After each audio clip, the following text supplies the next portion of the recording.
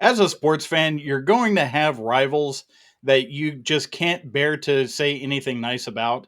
Well, just last night, there was a rival of mine that I have to just spit vinegar and say, and give them their flowers for what they've accomplished. We're going to do that a little bit later. And we're also going to talk NBA and the NHL finals coming up. This is Total Sports Talk Beyond the Lights.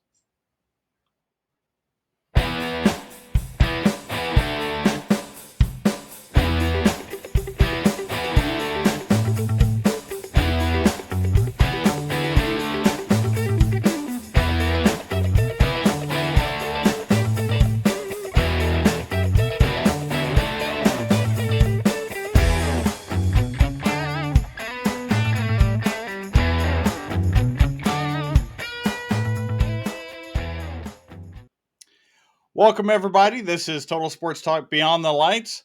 I am your host for this evening, Ed Smith. Matthew is out with his family. And with me today, I have David Street. What's up, everybody? And a hook 'em from me. Well, last night, the Celtics and the Mavericks got started in the NBA Finals, and that whole close series thing just kind of got blown out of the water as the Celtics took a 1-0 lead in the finals with a huge 107-89 blowout. David, what is your initial reaction to how that game played out? My initial reaction is that Boston entered the series as the heavy favorite, and they showed us why they were the heavy favorite. Now, the good news for the Mavericks is that it is a 7-game series, and so they're only down 1-0, so it's not the end of the world for them. But they're going to need to get better contribution, particularly from Kyrie Irving, who was absolutely horrible.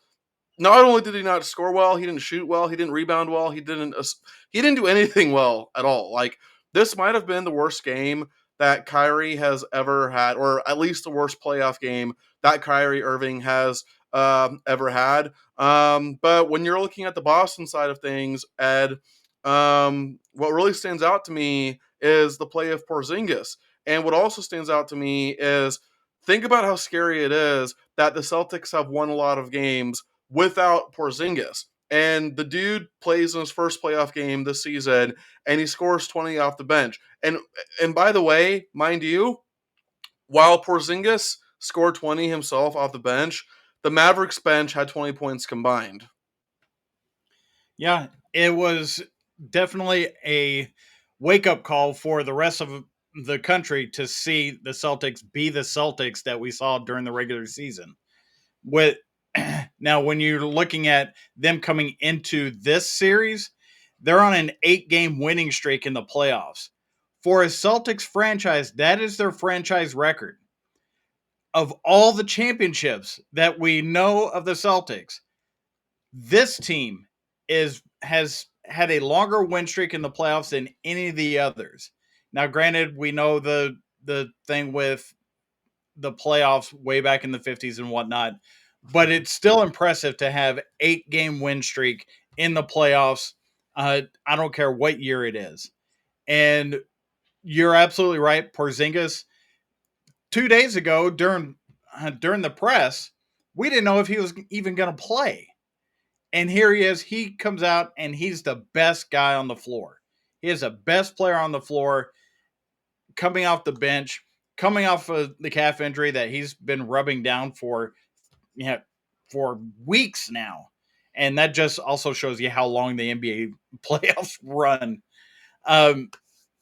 What I did see is in the first, it was fairly close until we got to about the 9-minute mark, and Celtics just kicked on the Jets.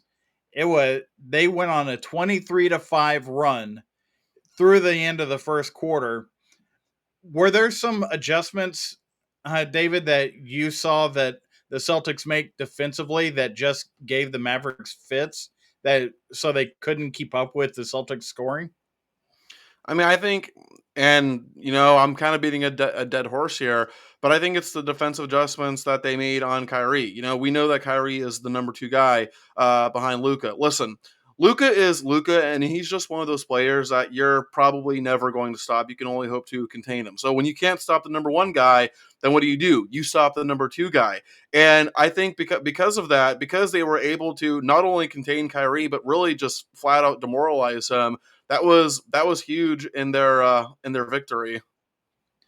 And also, I found that the Celtics defense uh, was smothering somewhat in the corners and off the dribble. When you see a team have just as many blocks as the Celtics had versus the assists that the Mavericks had, they were both at 9. That is 9 assists in a game for a team like the Mavericks. That is not how they cook at all. And what I definitely saw was the Celtics squeeze out the corner threes and beat them off the dribble down low. So those are things that you're going to see Jason Kidd have adjustments for in game 2. But going through the second half of that game, the Mavericks won the third quarter, they won the fourth quarter, but it wasn't near the amount of explosion that the Celtics had in the first half. Yeah, and even though like the Mavericks did technically win the third and fourth quarters, you almost kind of get a sense that the Celtics were in a way letting them win that. It's as if they were saying, okay, well, we know we're going to win this, we're going to win this, so we'll let you have a little bit of fun here. So with all that being said, David, I'm gonna give you an opportunity to have a mulligan here. Are you still keeping with the Mavs in this series after that game 1 performance? Am I still keeping with the Mavs? I don't think I even picked the Mavs to win this series. I think I picked the Celtics in 6. I do think the Mavs can keep it competitive, but I don't think game 1 truly showed us what they're capable of. But I'm still riding with the Celtics in 6. Okay. The the betting line that I've seen has the Celtics in 5 now based on last night's performance. I Well, don't that's know if incredible. that is a sign of a problem or a sign of it's one game. Somebody has a bad game, it happens. You talked about Kyrie's bad game. He was over 5 from 3-point line with only 2 assists and was a negative 19 on the plus minus. Yeah, no, That is Kyrie didn't do anything good. not going to get it done. And if the Celtics can squeeze that type of performance out of Kyrie and force Luka to throw 45-foot jump shots in, Celtics are going to win in a Mhm. sweep, in my Yeah. opinion.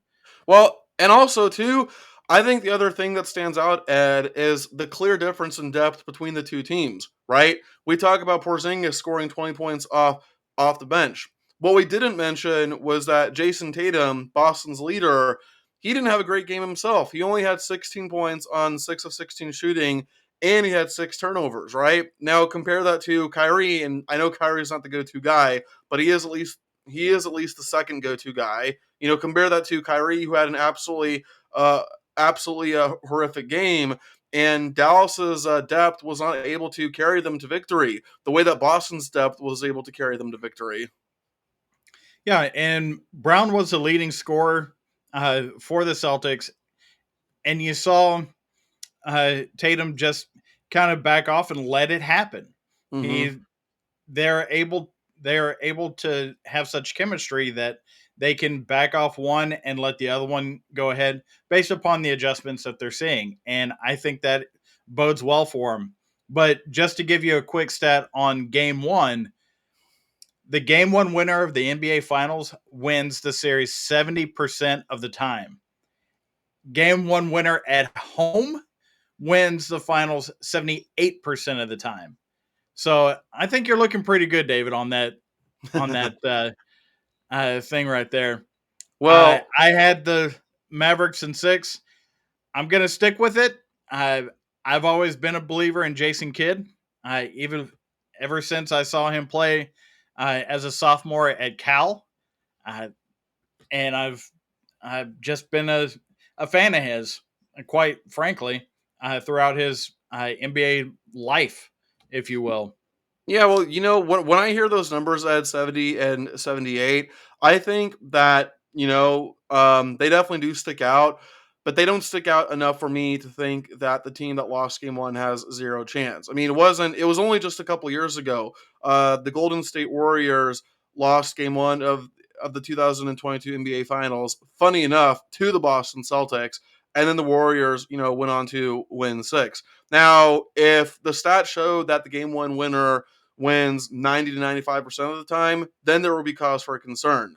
But, in the 70s, I don't think that's too concerning. It definitely sticks out a little bit, but I don't think it's too concerning in my opinion. Yeah, and uh, there's plenty of game time left to see what happens with this one. That's just history showing up because we all know we can make stats say whatever we want them to say. And this one, we're just saying that the game one winner is going to win. Simple as that. Uh, However, considering my prediction of the Mavericks winning, I'll extend it to Mavericks in seven. I had six in six last time we talked, uh, but I do think it's a harder road to hoe when you are down a game in the other team's building. It's just simple as that. I think there is an interesting debate to be had here, Ed. Um, Assuming the Celtics do win the finals, right? They won Mhm. 64 games and they marched into the finals with a 12-2 record, I believe. Uh, and they win the finals. I think there is going to, there is going to be talk if they're among the greatest teams of all time. And I don't have the numbers off the top of my head, but I have read about the numbers, whether regular box score numbers or just underlying advanced stats that did place the Celtics among the greatest NBA teams that we've ever seen. And of course, when you do win the championship, it pretty much like your place among the all-time greats is pretty much sealed. It can be debated where exactly you should be placed, but you are placed somewhere there. But we have also talked about how the Celtics' road to the finals wasn't exactly the hardest road ever. Still, though, at the end of the day, they did win those games, and it would have been more embarrassing if they had lost to said teams when those teams had their star players injured. I think you make a great point here that should the Celtics go on to win, especially if it's in a 5 game series or even a 6 game series, that's a total of four losses And in these playoffs. even if they do win in seven, Ed, that would still be five losses because they had two losses going to the finals. And if it Right. goes to the full seven, that would still be a 16-5 record. That is still a phenomenal record. Absolutely. And one stat that sticks out to me is this Celtics team has had more 25-point plus victories than any team in NBA history. So you Really? throw that Wow. onto the fire, that that becomes part of the debate for the regular season. Of course, we know it's the playoffs that matter, but when you throw that stat on the fire for the debate, then you can start having that conversation. Are they going to be in the top one or two? I doubt it, but we could be talking top five, Top five, top top 10 top, for top sure. 10. Yeah. Top 10 for sure. Should it go top seven? Should it go top five? That is where the debate begins. And, you know, that's what we're here to do. We're here to talk about it and see where we land on it. Well, and I Now, also sorry, go ahead. no, no, no. Go ahead. Well, and I also think too, Ed. I think what also makes a team stand out in the greatest team of all time discussion isn't just the fact that they had the best record, because obviously every year there's going to be a team that has the best, the best record. Like Mhm. a few years ago, the Phoenix Suns also won 64 games, but they never really stood out to me as like being an all time, great team. Like the Celtics team, this Celtics team, a team like the Celtics doesn't come around, very often, and especially when you mentioned the stat that they hold the record for most 25-point victories in a season. I honestly did not even know that, but it's stuff like that that makes you stand out. It's not just having the best record in the league. It's just it's it's just having things that make you stand out in a way that you just don't see from teams in a lot of days. Yeah, and in a few days, we'll see if the fans of the Celtics will wake up and see their team has won the finals and are the latest king of the NBA. And another group of fans that woke up a couple of days ago and had some questions was the fans of the Yukon Huskies basketball team, as it has been talked about that Dan Hurley, their head coach, could possibly going to the Lakers. Uh, there's so many questions around this, and I wanted to get your initial thoughts when you heard about this, David, on why the Lakers would be targeting a college coach. Well, my first thought was this is insane because who the hell saw this coming? To be honest with you, I think that Hurley is. I don't think he's making a mistake jumping into the NBA, but I do think that he's making a mistake jumping into this particular team, the Los Angeles Lakers. I might have said it last episode, but people are saying, "Well, it's the Lakers. It's always an attractive job." Again, I understand the Lakers are historically great, right? But history doesn't always, count for today. I mean, the Lakers right now are a laughing stock, and any coach who goes there is going to automatically be on the hot seat because of the pressure that LeBron alone adds. Mhm. Now, as to why the Lakers are targeting a college coach, not only targeting a college coach, but just offering him a very, very lucrative deal, which I'm sure we'll get into. To be honest with you, Ed, I actually thought about what you said on an episode a month or so ago when you talked about how Dan Hurley would talk about how coaching these players in a way is like coaching professional players because that's just what the NIL has brought to college basketball and college sports. Period. Mhm. It's pretty much like you are coaching professional players. So I think because of that mindset, because of that mentality, the Lakers probably feel comfortable that he can transition smoothly from college to the pros. Yeah, and I'll I'll say even if he were to take this job and flame out, mm, you know, fantastically, he would have a line of universities around the block trying to get him into their program. So even if it's a 3 year flop in the NBA, you're going to have college programs wanting him back. Very much like Spurrier did for going to the Redskins and then going back to South Carolina. The way that uh, Nick Saban went to the Dolphins and then came back to Alabama. So there's a safety net built in for Dan Hurley, no matter what happens. But when they look at bringing him in, makes me question who the long who's actually running the Lakers franchise. Is it LeBron asking for Dan Hurley to come in, or for a short term to maybe coach Bronny if LeBron is trying to force the Lakers brass to get Bronny through the draft, or is this a long term play where he could be the next Phil Jackson or Pat Riley for the Lakers? Coaches that really brought culture into that organization that the seven coaches since Phil Jackson retired just have not been able to do. What are you thinking? Well, first of all, I think it's very obvious that LeBron is running that team. Wherever LeBron goes, okay, wherever LeBron goes, he's going to run that team. He did say that apparently that he has no say in the coaching, in the coaching decision. BS. We all know that LeBron is playing a massive part in in who the coach is. Um, you know, I think if the Lakers are looking to Dan Hurley because they think that he can bring a culture of discipline to Los Angeles, I could potentially see that because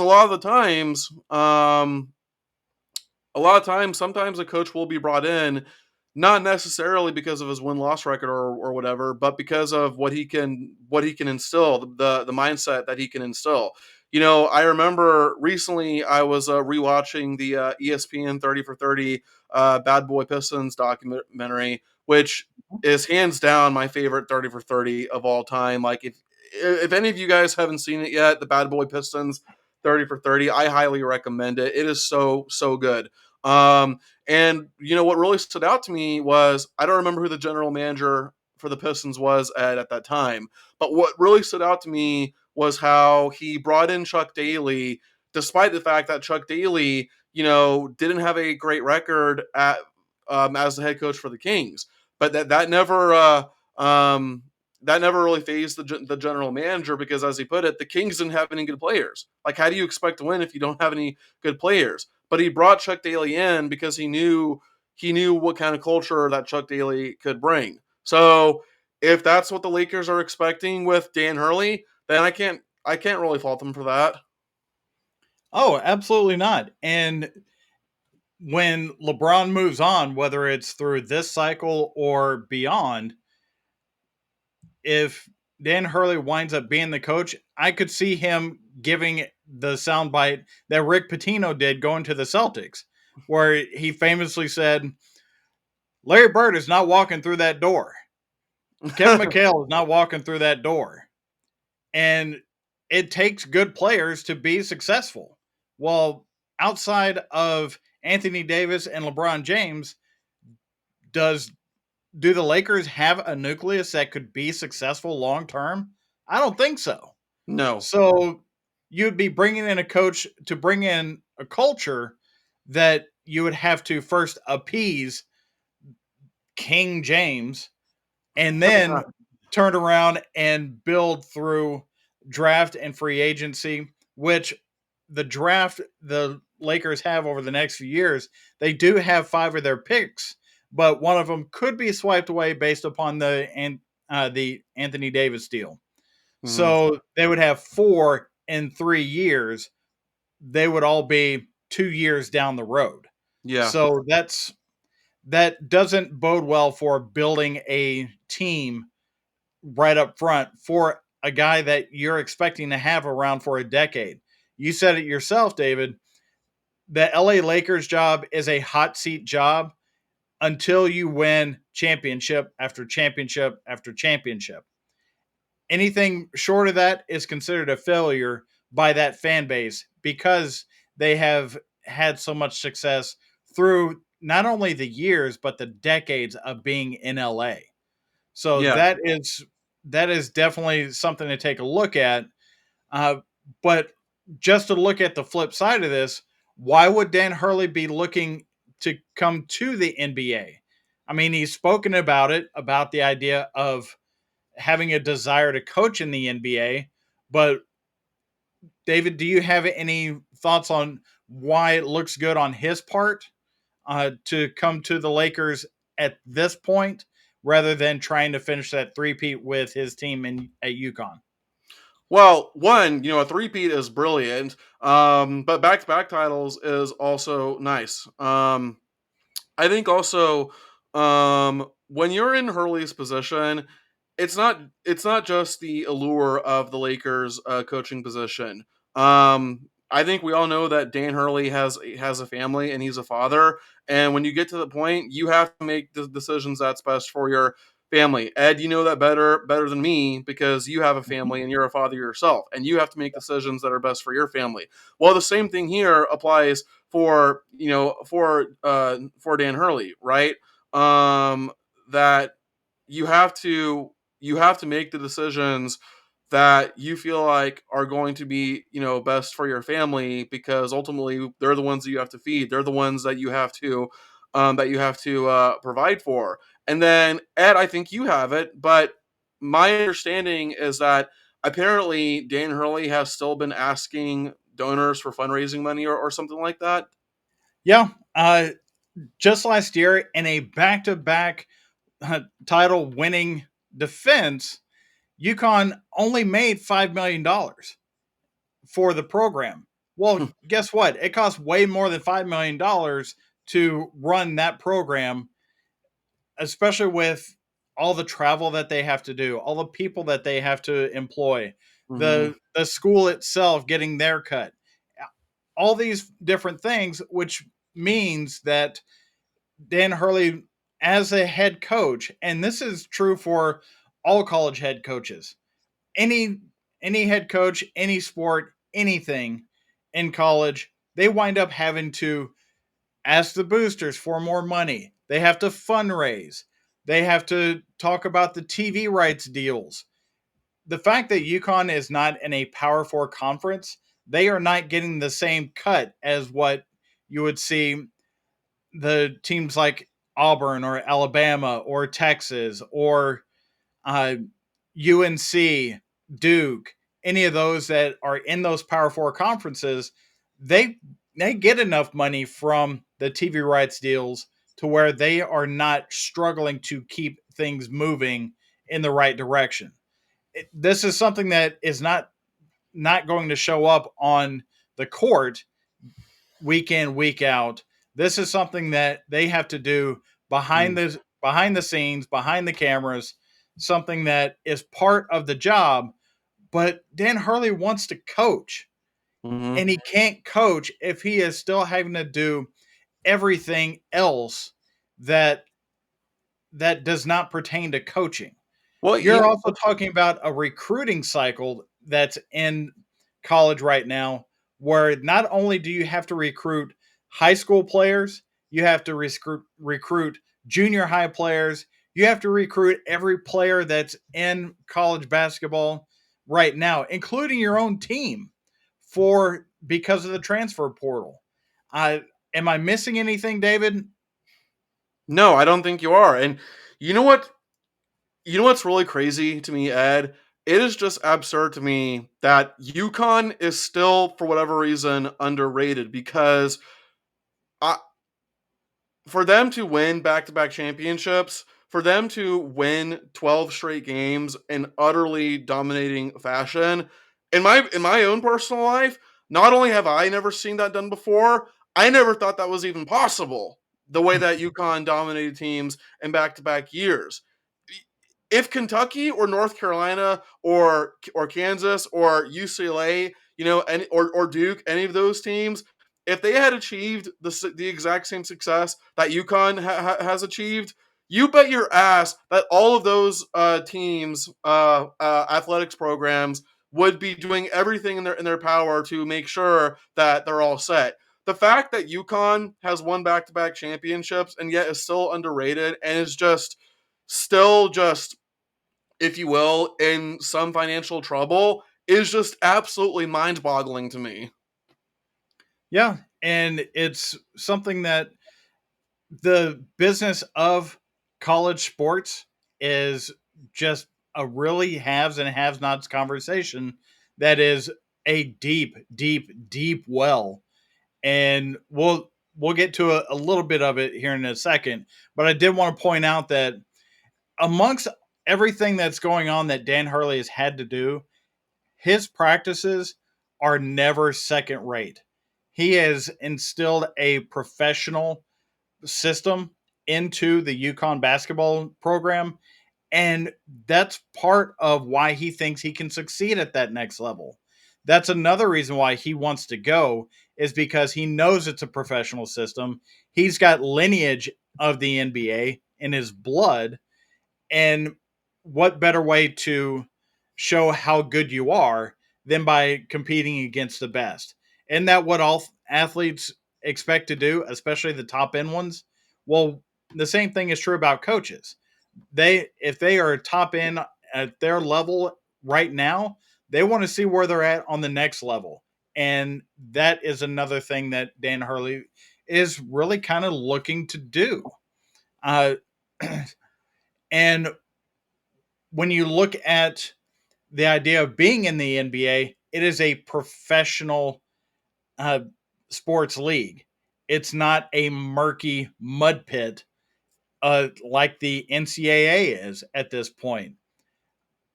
You've got in the NBA, you've got a clear structure of owner to GM to you to the players that are being paid by the owner, and then you have an overall league that handles everything.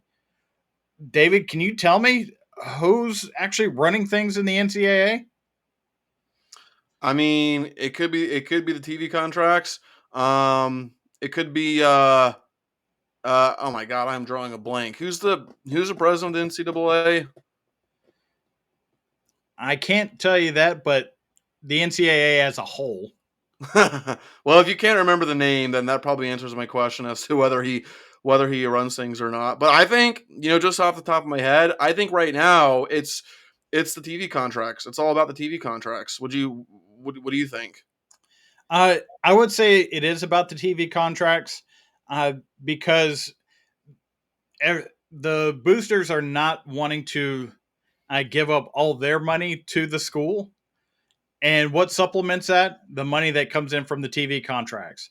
So they're all looking to have the TV contracts take care of the programs so they can have those upgrades in their in their little world, if you will, and handle things so they don't have to. But that's also leaving such murky water where, as we just proclaimed for the NBA, you've got that clear structure. Well, if you're talking about a college program, and once again, it doesn't matter what sport. Are you going to the head coach for answers? Are you going to the athletic director for answers? Are you going to the school president for answers? Are you going to the boosters for answers? Are you going to the NCAA for answers? There, there's nothing that has really been solidified because everything is changing right now. The NCAA is going to court every other week and getting their ass kicked. It Yeah. is it is really a difficult thing for them to handle. And I know they're trying to get in front of it where they had the court case that was decided on a couple of weeks ago where they can start paying players. But what about those star players that truly deserve to be paid more than an equal share amongst a team? Those are quasi professionals. I mean, at some point, we have to start talking about contracts, don't we? Employee contracts for these players to get the type of uh, financial benefit that they're expecting from these schools at this point. I mean, it's hard to argue against you, Ed. I mean, college sports has pretty much become professional sports at this point. And so listen, if you're going to treat an entity like it's a professional sports league, then yeah, you might as well treat athletes like they are. You might as well treat college players like they are professional athletes. Yeah, as a fan of a school that I did not attend, I did not attend the University of Texas, but I'm a diehard Longhorn fan. I don't care about how they get on the field. I don't care about them getting the best play, how they get the best players on the field. But I know that they're supposed to be going to this school, so as a contract, that would, in my mind, get things more solidified to make sure that the kids are being paid properly, but they are also being representatives of the school by actually attending the classes and getting the value of the education that is being offered to them. If they are wanting to treat themselves as professionals, then where does school fall into that? Because the whole reason of going to college is to prepare yourself for life, not just prepare yourself for the next league, which you know, David, as well as I do, and I hope everybody watching knows, the percentage of people that actually get to the professional league is so minute that if they do not value the education system that they're allowing themselves to go into, then they're setting themselves up for failure. And part of the college program is to not let them do that. Wouldn't you agree, David? Yeah. Yeah, no, 100% I agree. And you know, I think there are ways to kind of navigate around this, and that listen, if like okay, like you're going to college because not necessarily because of the education, definitely not because of the education, but because you think the program yeah, like you think the program will develop you into an NBA ready player, right? Well, there's other ways that players can do that as well. I think it's the NBA Ignite, if I'm correct. And then I could be wrong on this, but I think you can go. I think you can go from high school straight to the G League. Even if I'm wrong on that, the point is I know that there are other ways that high school. Well, I guess at this point now, former high school athletes can jump to the NBA without necessarily going to college. Adam Silver did address the Ignite League uh, before game one, and he said that that is going away Oh, uh, because there's not enough players at the level to bring them into the NBA hmm, that develop enough to get into the NBA rosters yeah, for that to continue to be a thing. The Ignite series was actually brought upon to uh, for those players that don't want to attend college but want to develop themselves into NBA players. yeah. Well, they did that for a while. As of this year, Adam Silver did nix that program, but it was out there. And to your point, David, Well, uh, isn't go ahead. Isn't yeah, isn't that also what overtime elite is for? I'm not familiar with that program, but I will Okay. say you're also seeing uh, these more European players develop starting at age 13 versus the AAU squads that get put together. They're put together for completely different mindsets.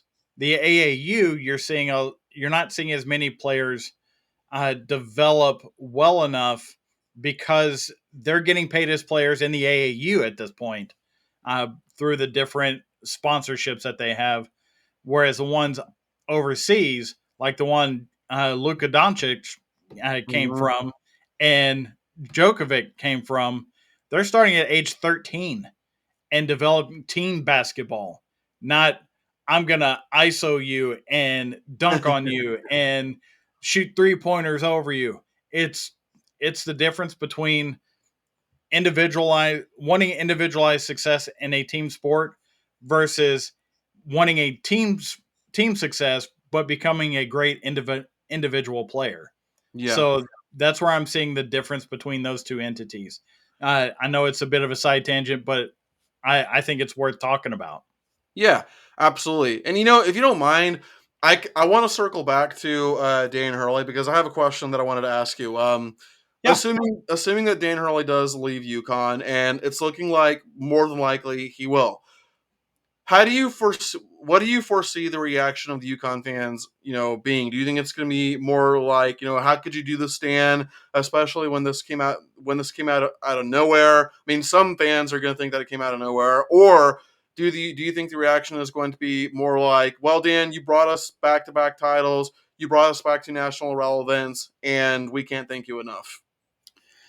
I think the fact that he sold all those players to come back for another run and then he's taking off after the window for them to declare for the draft and go through all the pre-draft workouts and all that. I think there's going to be some animosity by the Yukon faithful for that because Mm, if he had announced this before those draft proceedings, then I think they could all understood, and the players that uh, that were on these teams that are slated for the NBA coming up, they could have gone ahead and gone to these pre-draft workouts with Bronny James and showed him up on what an actual shooter looks like in the NBA versus what Bronny James is doing. Yeah. Uh, but the fact that it's in reverse order, I think there is going to be a bit of a how dare you type Mhm. mindset by the UConn faithful. Now, granted, the players will have a 30-day window to transfer, but they didn't come back. They didn't forego all that to find a new home. They did not forego all those workouts and everything to say, you know what, where would I go best in college? No, that's not what their whole idea was. They were sold on staying in college. We're UConn. We are, this is who we are, and we're going to stay here and do this. And then all of a sudden, Hurley could be gone. Yeah. That is a cruddy way to do it. And we're going to see what would be considered a preseason number one completely dismantled before the semester even ends. Yeah, it's crazy. And then finally, my last question about Hurley is, do you foresee? Do you think UConn will get a great elite head coach? Because, and I know this is a different sport. It's a different sport, but it's not like Alabama and Nick Saban, where Coach Saban led them to such utter dominance that as soon as he stepped down, that job automatically just becomes intimidating because of the legacy that he left. Whereas with Dan Hurley, he won back-to-back championships, but he didn't really lead the Huskies to such a dominant run that it becomes intimidating for the next guy. So I think UConn can potentially get a grade two elite head coach. But what do you think, Ed? I think they are going to scour the landscape for somebody to come in and try to continue that run as opposed to starting completely over. So I wouldn't be surprised if they look further down the bench and get one of their assistant coaches to take over the program, which I've seen that happen with the whole Chris Beard and Rodney Terry thing here at Texas. The assistant coaches, do they know how to actually handle a program the way that the original head coach did? And that is a big question mark.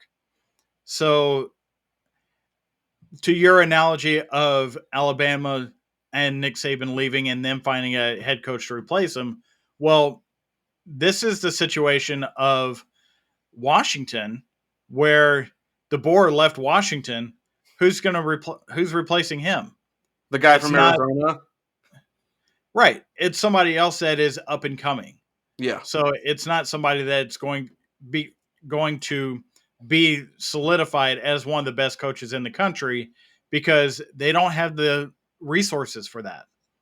And that is part and partial to what we talked about a little bit earlier is the resources that it takes to get that big time head coach to a program like UConn is beyond what UConn has to offer. 100%. Now, there are plenty of offers that will be out there for these other coaches, but there's also plenty of offerings as far as the NHL finals coming up that starts on Saturday with the Oilers and Panthers. David, you got some breakdown for us? Yeah, listen, man. As a fan of a team that's rivals with the Panthers, I hate to say this, but I don't think this series is going to be close. I think the Panthers are going to absolutely dismantle the Oilers. I think the Oilers might steal a game in Edmonton, but that's it. I think the Panthers are going to win in probably 5 games. And there's a few reasons why I say that, Ed. One, you look at how the Panthers have been performing, especially defensively in these playoffs, and they have been, it's almost like brick walls skating on the ice with the fact that not only are they not allowing a ton of goals, they're not even allowing a ton of shots. I think I saw a stat that said that they're only allowing like 24 and a half shots per game in the playoffs, which is just absolutely insane. And we talked about before how in the second round against the Bruins, they held the Bruins to under 20 shots, 3 straight games. I don't know if that's ever happened before. Like that's got to be a first in NHL history, right? The Panthers are that veteran team. I feel like we see this maybe not every year, but a lot of times, Ed, we see these Stanley Cup finals where it's the veteran, more experienced team against the young, up and coming team. Case in point, we saw it in 2015 when the Tampa Bay Lightning, my hockey team, we were the young and up and coming team, and we were going up against the Chicago Blackhawks, a team that had already won a couple championships in like 5 years. They had guys like Seabrook, Keith, uh, Patrick Kane, Jonathan Taves, a veteran led team. Well, we're kind of seeing the same thing here, where the Panthers have veterans, and they're coming off a Stanley Cup Finals appearance. Meanwhile, for the Oilers, for not everyone, because obviously we know Corey Perry has played in a bunch of other finals, but for Connor McDavid and Leon Draisaitl, and I think Evan Bouchard, this is their first finals experience, and a lot of times that can be intimidating. And to be honest with you, Ed, the reason why I think the Panthers are going to utterly destroy the Oilers, not necessarily because they're the better team. I do think the Panthers are the better team, but because I think the Panthers are riding a wave of momentum really since June of last year when they got utterly dismantled by the Vegas Golden Knights. Game 5 they lost 9-3. And Ed, there is something to be said about the way that you get destroyed. It just motivates you Mhm. so much that you never want to go through that again. Similarly, for my team, when we won 62 games a few years ago, and then we got swept by the Columbus Blue Jackets, and we held on to that so tightly, like it was so embarrassing that we did not want to go through it again, and we proceeded to go to 3 straight finals, including back-to-back cups. Well, it's the same thing for the Panthers. When you get embarrassed like that, when you get humbled like that, it changes you. And listen, I've probably said this many times before, but the Oilers do not know what is coming to them.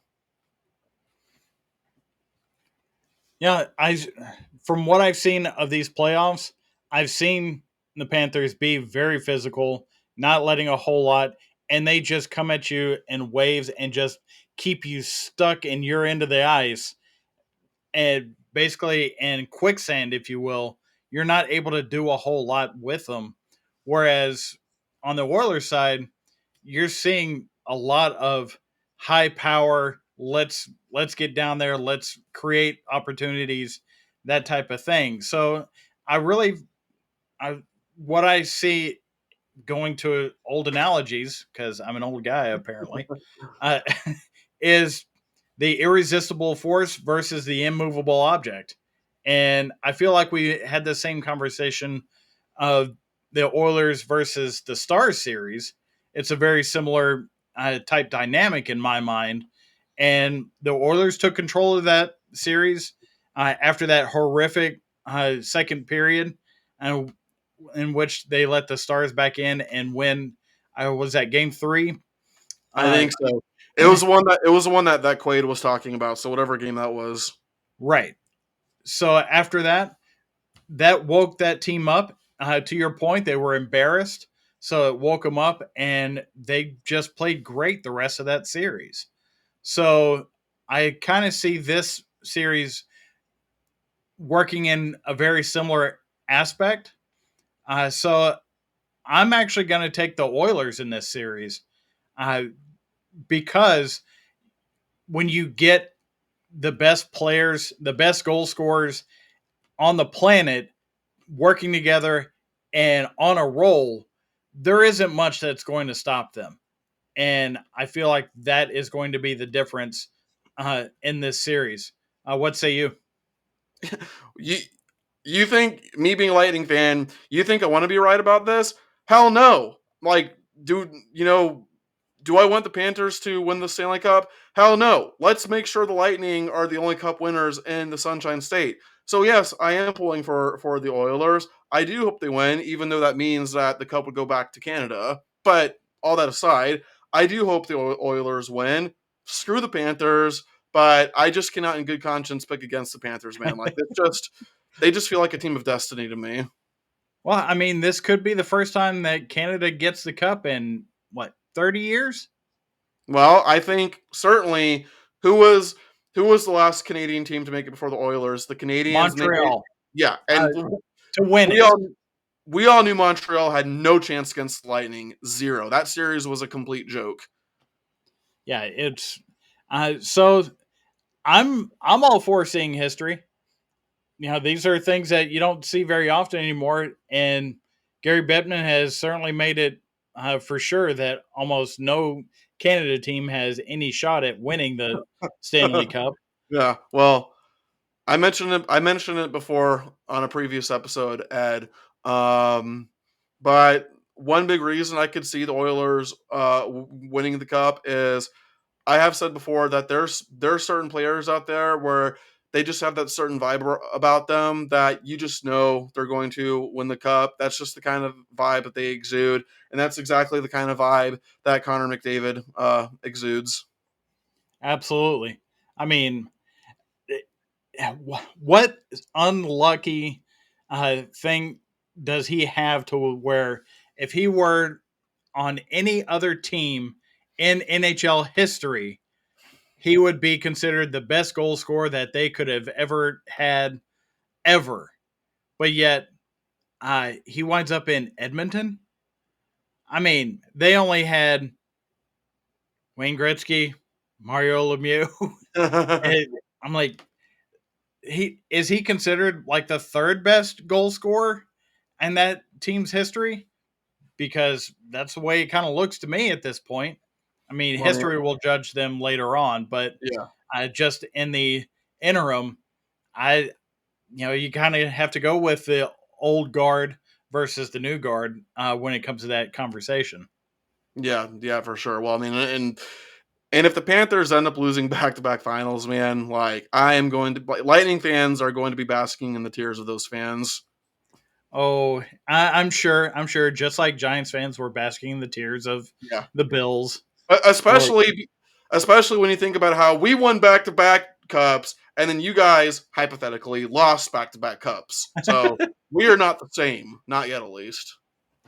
well, there is a team out there that certainly is not losing back to back anything nowadays. What a And perfect segue this is, isn't it? as as we talk about the Women's College World Series in softball concluded last night, and this is where I have to just choke on my own tongue and give the flowers that are deserving for the Oklahoma Sooners. They won their fourth straight championship in women's softball. They they have elevated themselves into such an elite group of only maybe 10 college programs, no matter the sport, that have won four or more consecutive championships. They it is their eighth national title since the year 2000. So a third of the years that we have lived in this century have been Oklahoma Sooner World National Championships, and the numbers are astounding for this group of seniors that they had on that team. Which their biggest contributing seniors were Tyre Jennings, Kinsey Hansen, Jada Coleman. In the last 4 years, they were 235 wins versus 15 losses. That is insane. Shutout wins 114. Run rule wins 131. They have been so dominant. It has been just the haves. They're the haves, and that's plain as day. I was certainly excited that the Longhorns beat them in the regular season, got the number one seed in the Big 12 tournament. We still lost to them in the Big 12 championship.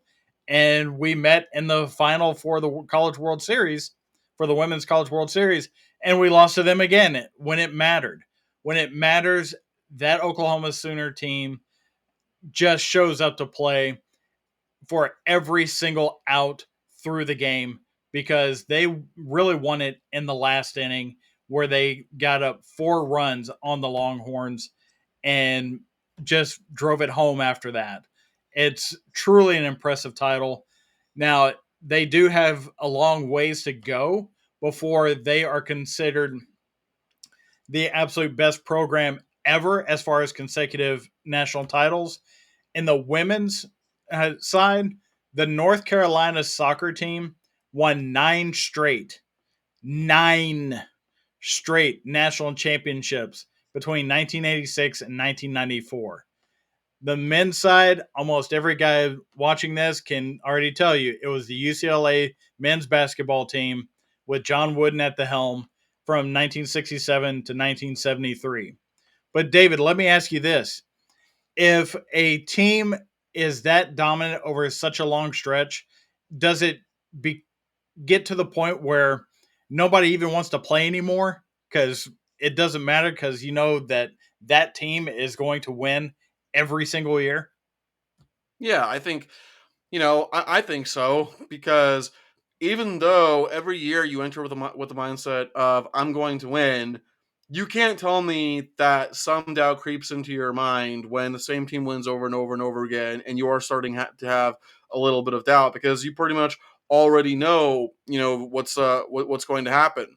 Now, what's really crazy to me about this Oklahoma softball team, and listen, I don't really keep up a lot with softball, so everything I'm saying here is just all speculation.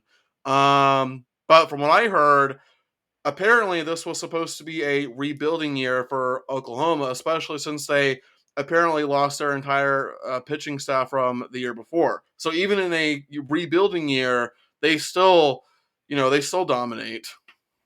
Yeah. What one of their best players from last year's team transferred to Nebraska, and what do you know? Not winning another championship. That's what they get for. I don't know if they went there for personal reasons, if they went there for money. That's all. That is all based on that player. But you're absolutely right, David.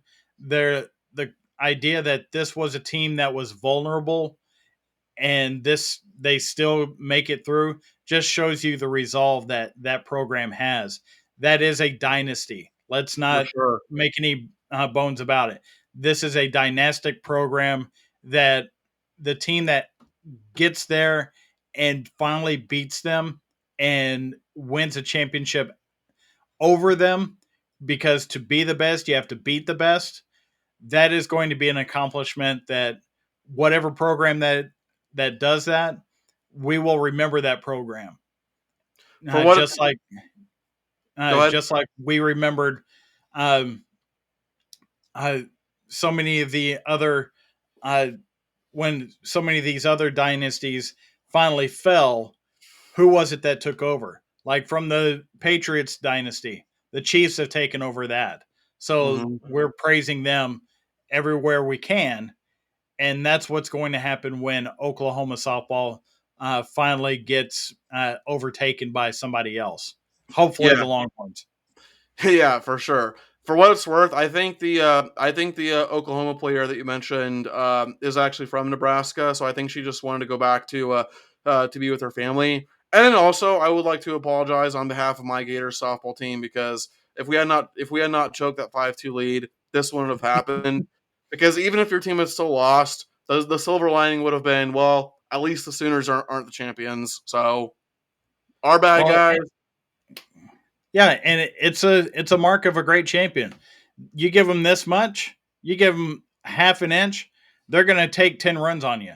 That's Yep. just how they work, and it Yeah. doesn't all have to be massive home runs or uh, spectacular plays. They just do all the little things. All the details are buttoned up, and they're not going to be beat by stupid mistakes. And that's uh, to their credit, that's what they have avoided this entire time in this back to back to back to back championship run that they're on. Yeah. So, so congratulations to them, and that's about all the time we have for our show this evening. On behalf of Matthew, who couldn't make it with us tonight, and David Street, my name is Ed Smith. We are rounding third and headed for home.